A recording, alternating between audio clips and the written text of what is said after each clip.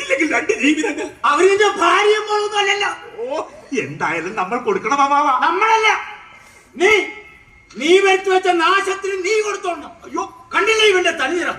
നഷ്ടപരിഹാരം ഉണ്ടാക്കി അവന്റെ പ്രശ്നത്തിൽ തലയൂരണം. കാര്യം ചിന്താവാം.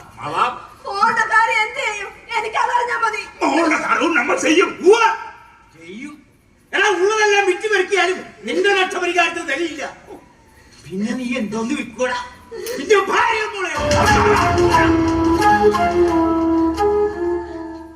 ഇപ്പൊ പറഞ്ഞതാണോ അപ്പയുടെ തീരുമാനം?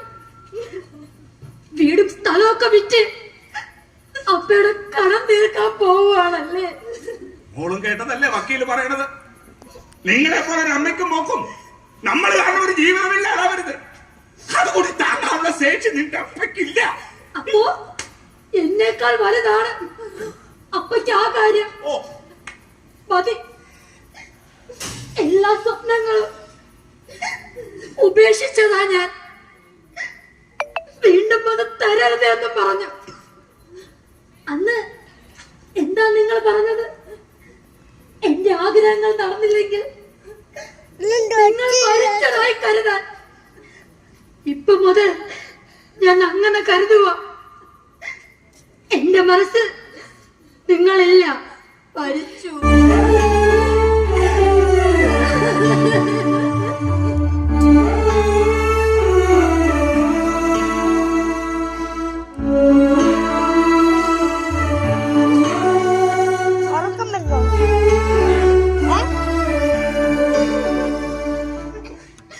പിന്നാലെ പോവണ്ട ശരിയാ. ഇപ്പൊ അവിടെ പറഞ്ഞല്ലേ, പറഞ്ഞതാ. പോയി ചത്തൂടേടാ വരുത്തം പാട്ടി.